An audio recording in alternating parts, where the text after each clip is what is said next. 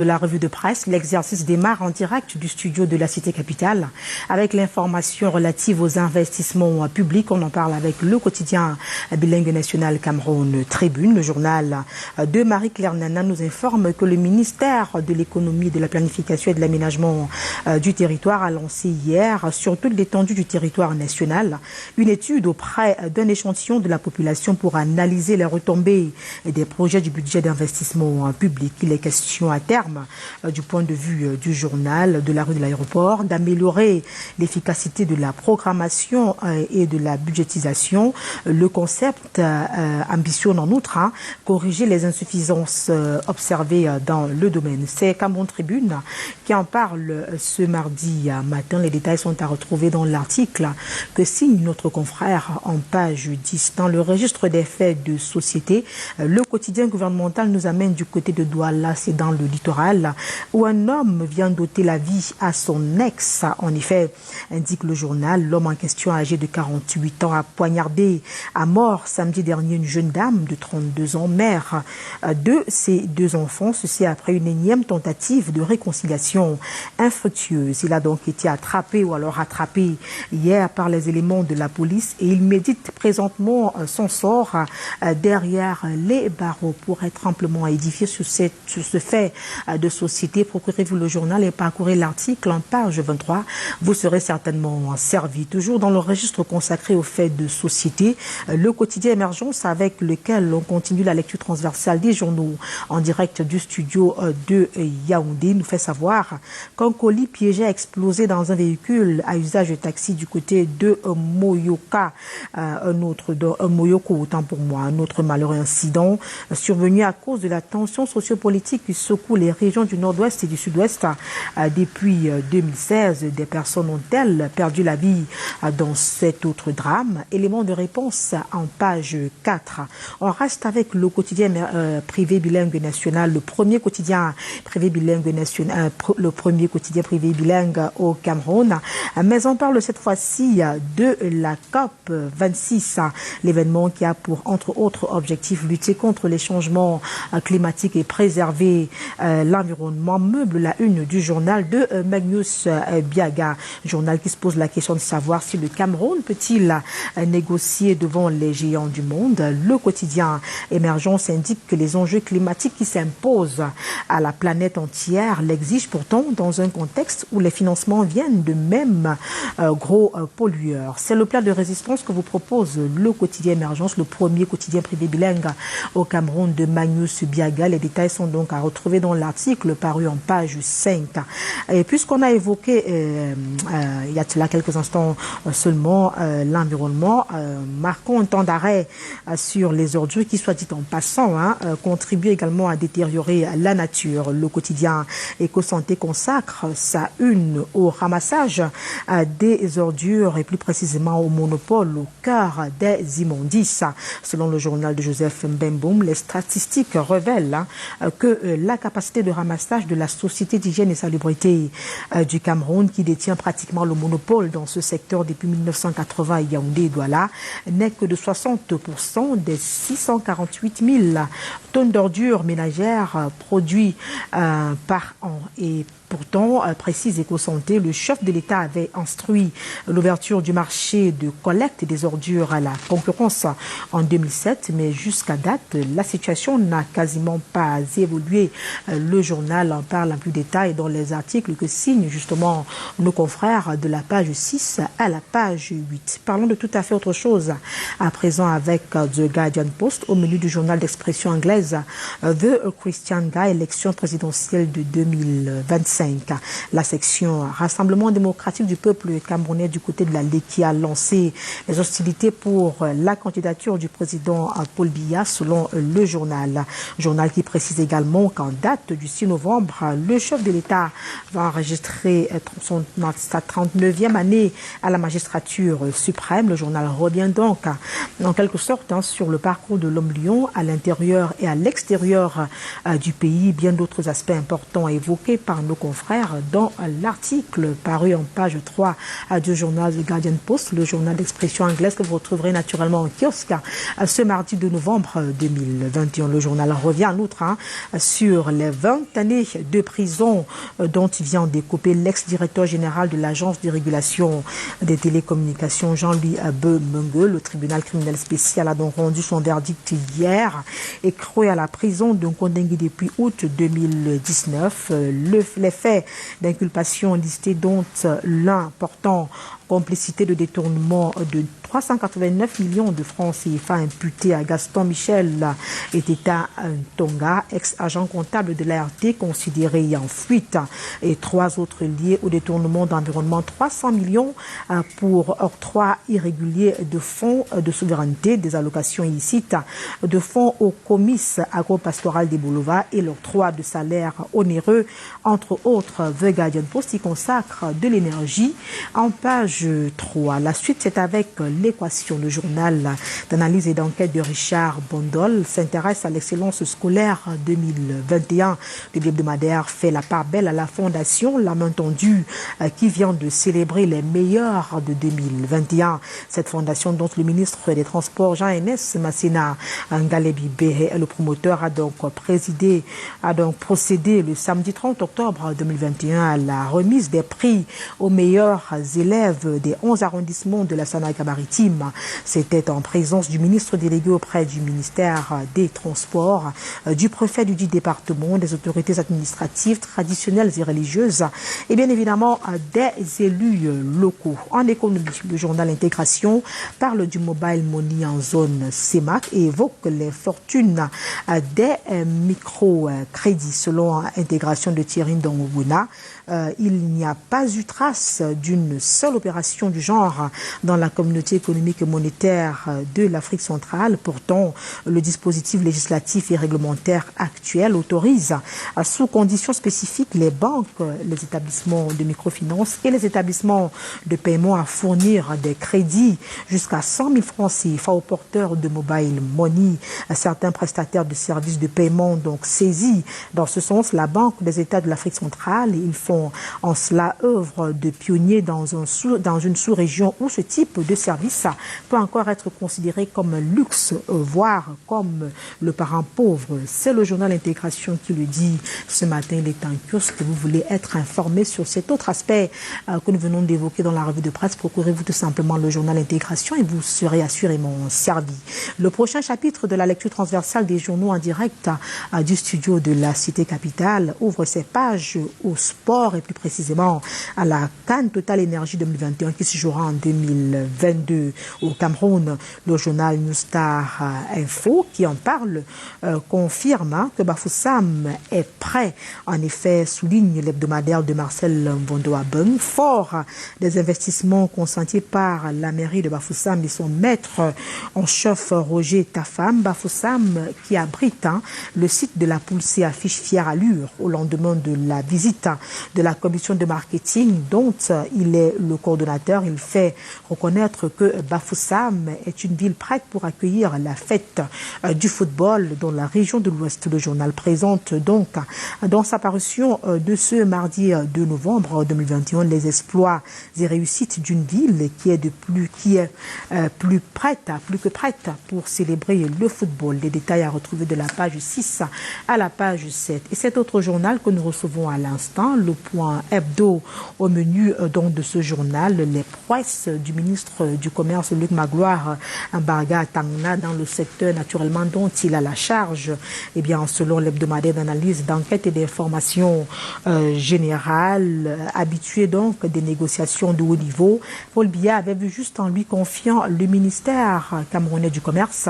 Faisant face à de multiples crises, l'homme est devenu le démineur en chef de la surenchère sur le marché. Selon le Point Hebdo présent aux 4 coins de la République, le ministre du Commerce ne déçoit pas et conduit les missions qui lui ont été assignées avec un sens patriotique élevé et déterminé. Bien plus que ce gendarme des spéculateurs qu'il est, se dévouer au président de la République est l'un des rares à faire l'unanimité au sein de l'opinion. Le Point Hebdo vous rend donc sa copie et sans fanfaronnade dans sa parution de ce jour. Et avec le Point Hebdo, on met la clé sous le paillasson de la revue de presse Acte 1 en direct du studio de la cité capitale. Restez scotchés, vous le savez, l'exercice se poursuit cette fois-ci du côté de Douala. Mike, bonjour, avant de vous retourner l'antenne. Rendons grâce à l'Éternel et prions pour qu'il continue à bénir le Cameroun. Bonjour, qu'est-ce qui fait la une des journaux de votre côté ce matin? Bonjour Karel, la suite ici à Douala, c'est avec la nouvelle expression qui nous amène dans l'extrême nord du Cameroun pour nous parler de cette scène que le journal qualifie de surréaliste, scène qui a eu lieu lors d'une cérémonie de passation de pouvoir entre deux sous-préfets dans cette localité. Préfet et sous-préfet se sont donc déchirés à l'occasion au cours de cette cérémonie publique, pendant la cérémonie en question de passation de service entre Gaët Adamou, le sous-préfet entrant de l'arrondissement de Ouaza, et William Bignampoine, le préfet Jean-Lazare Ndongo a saisi l'occasion pour humilier en public William Bigna, le sous-préfet sortant de l'arrondissement de Ouaza. Durant son allocution, il a rappelé à l'attention du public que le sous-préfet, pendant son passage dans l'arrondissement, n'a pas fait le travail qui lui était demandé. Il a tout foiré, tout en méprisant parfois l'administration. Il était à l'origine des problèmes dans l'arrondissement de Ouaza. Selon le même préfet, devant la gravité des faits et des déclarations du préfet du Logon Echari, le maire de la commune de Ouaza a pris à contre-pied le préfet dans son message de revoir au sous-préfet, en notant que le sous-préfet en question avait réalisé tout ce qui lui était confié comme travail, en mettant justement à son actif de nombreuses réalisations dans la localité de Ouaza. La déclaration du maire, qui est tout le contraire de celle du préfet, a réconforté le sous-préfet sortant, William Bigna, qui parle de complot contre sa personne sans porter des gants. Celui-ci a également chargé le préfet, qui serait responsable de nombreuses magouilles dans l'administration, dans l'arrondissement de Ouaza. Il a même souvent freiné des actions sur le terrain, a-t-il également dénoncé. Et la nouvelle expression ne conclut que cet échange épistolaire entre deux autorités administratives vient étaler au goût du jour les conflits qui existent souvent entre les responsables d'administration dans une circonscription donnée. Et cela met aussi au goût du jour les magouilles, les conflits d'intérêts qui opposent souvent ces derniers au sein de l'administration camerounaise. C'est donc l'image fortement dégradée d'une administration que vient de montrer ces autorités administratives à Ouaza, écrit la nouvelle expression, qui nous parle aussi du processus électoral à la Fédération camerounaise de football, avec un duel épique qui s'annonce. Le duel entre Seydou Bombo Njoya et Samuel Etofi se peaufine. Le scrutin dans les ligues régionales a eu lieu hier sur l'ensemble du territoire, avec ces deux candidats déclarés comme délégués de leur région. Les présidents des ligues régionales sont donc désormais connus. Dans la plupart des cas, les pronostics ont été confirmés. Si le dernier virage est désormais dans le rétroviseur, la partie n'est pas terminée. L'on annonce déjà de probables contestations des élections dans de différentes ligues régionales. Samuel Etofi également, qui avait déjà saisi le ministre des Sports et de l'Éducation physique pour dénoncer des fraudes massives après des élections dans les ligues départementales, pourrait remettre ça, prévient la nouvelle expression, qui nous parle aussi d'Albert Mbida, lui qui veut retirer la Coupe d'Afrique des Nations 2021 au Cameroun. Le président de l'exécutif parallèle de la Fédération camerounaise de football a saisi le tribunal arbitral du sport pour invalider la signature de Seydou Bombo Njoya. La menace était latente, désormais elle est réelle. Au lendemain de cette session du Conseil du 26 octobre 2021, le comité exécutif de la Fédération camerounaise de football a saisi le TAS pour contester la signature de Bombo Njoya, apposé plutôt sur l'accord cadre de l'organisation de la Coupe d'Afrique des Nations 2021. Le 22 octobre dernier, c'est le défaut de qualité de la personne du président intérimaire de la FECAFOOT qu'Albert Mbida dénonce dans sa posture de président du comité exécutif provisoire nommé par l'Assemblée générale de 2009, instance qui continue de revendiquer la légitimité à la FECAFOOT depuis l'annulation le 15 janvier dernier du processus électoral ayant conduit à l'élection du prince Bamoun. La suite est donc à savoir attendre et à voir au cœur de cette crise à la Fédération camerounaise de football, avec ce titre de la nouvelle expression: un sénateur du RDPC menace la Coupe d'Afrique des Nations. Le Messager est également paru ce jour, le Messager qui revient sur cette grève à Isakam, grève donc qui vient d'être désamorcée par le ministre des Finances avec ce montant, 7 milliards de francs CFA pour lever donc le mot d'ordre de grève, tel un sapeur-pompier. Paul Motazeux vient de signer donc cette décision de virement de plus de 7 milliards de francs CFA en faveur de hygiène et salubrité du Cameroun pour décrisper la volte-face et le climat délétère très tendu au sein de cette structure. Le journal profite pour nous dresser le tableau sombre de l'insalubrité dans la capitale camerounaise. 3 jours ou bien 4 jours, pratiquement une semaine sans travail. Et comment la capitale se porte en ce moment, c'est à lire dans le Messager qui est paru aujourd'hui, qui nous parle aussi de l'affaire Mebungo, affaire contre l'ancien ministre de la Défense, ce que le journal appelle les incongruités d'une convention de prêt, accusé de détournement d'une convention de prêt signée entre la Chine et le Cameroun dans le cadre de l'achat de matériel militaire estimé à 300 millions d'euros. L'ex-ministre de la Défense, que la partie civile veut couler, ferait les frais d'un marché de dupes bien ficelé par ses bourreaux en panne d'arguments de poids, écrit le Messager de ce jour, qui nous livre également un compte rendu d'audience tenu il y a quelques jours au tribunal criminel spécial à Yaoundé. Vision économique, en kiosque ce jour nous parle d'économie, des questions économiques avec l'apurement des finances publiques, l'État qui audite sa dette intérieure 2000-2019. L'État qui audite dans sa dette intérieure en prélude à l'assainissement de la dette publique et privée du Cameroun. Le gouvernement de la République vient d'engager un cabinet pour la réalisation de l'audit de la dette intérieure du pays de manière réelle. Ce prestataire va auditer l'ensemble des créances de l'État, notamment les arriérés des entreprises publiques, les missions de services publics, les dettes de marketeurs ainsi que les arriérés des collectivités territoriales décentralisées. Les détails à retrouver en page 3 de Vision économique, le journal de Sa Majesté Parfait Godokwan qui parle aussi de produits pétroliers au Cameroun et notre pays qui perd plus de 32 milliards de francs CFA par an du fait des manipulations frauduleuses dans le secteur pétrolier. Plus de 32 milliards de francs CFA perdus chaque année. Parole à la Société camerounaise des dépôts pétroliers qui revient sur ces différentes magouilles qui font perdre de l'argent au Cameroun.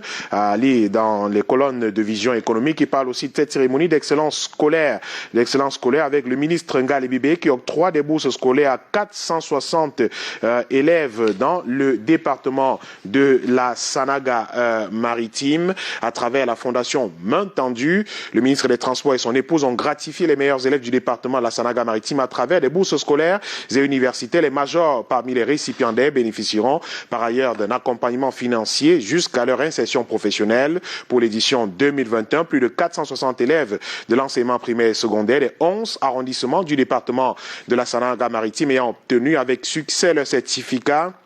Les examens certificats pour le compte de l'année scolaire 2020-2021 ont bénéficié de cette manne financière du couple Ngalé-Bibé. Retour en image sur cette grande cérémonie dans les colonnes du journal Vision économique qui est paru aujourd'hui. L'équation également en kiosque revient sur cette cérémonie d'excellence scolaire avec cette fondation Main Tendue qui célèbre les meilleurs élèves de 2021 ainsi que le journal parle aussi de la 3e session du Comifère qui s'est tenu à Yaoundé, des stratégies innovantes pour booster ce secteur, faisant le point sur les avancées observées dans le secteur ces derniers mois. Le ministre des Transports, NS Masséna Ngali-Bibé, qui présidait les travaux de la 37e session ordinaire du comité interministériel le 27 octobre 2021, a exprimé satisfaction. Il était pour la circonstance accompagné du directeur général de Camra et de plusieurs responsables de son département ministériel. Retour sur cette cérémonie dans le journal L'Équation. Et on termine avec Horizon Plus, magazine qui est en kiosque ce jour, qui nous parle de la communauté musulmane de Mbanga Pongo. C'est dans la banlieue de Douala, avec le chef Issa Seydou, reconnu par l'administration. Il a été élu il y a quelques jours par l'ensemble de la communauté musulmane de Mbanga Pongo sous la présidence de Oumarou Faroukou, assisté de Mohamed Nouridine, ci devant le chef chef de quartier également de la localité. Il avait pour challenger Nuhu Bari, qui s'est rétracté après consensus, après consultation. Sa Majesté Aboubakar, chef de Makéa, président des chefs traditionnels musulmans, y assimilé de la région du littoral, Issa Seydou a donc été élu comme chef de la communauté musulmane de Mbanga Pongo et il est donc le seul reconnu par l'administration, conclut le journal Horizon Plus qui est en kiosque ce mardi. Merci. D'ailleurs, c'est avec ce journal que nous allons mettre en thème à cette heure de presse. 7h23. Bonjour Michael Tipkio. Bonjour Thierry, bonjour Patricia. Bonjour. Merci, bonjour à tous ceux qui nous regardent. Écoutez, à cet instant, vous allez retourner du côté de la rédaction centrale pour la préparation des différentes éditions. Ouais, naturellement, la journée ne fait que commencer. D'accord.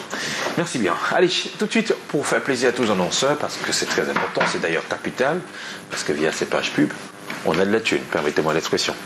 On y va. Yafé 2021. Yafé, c'est même quoi?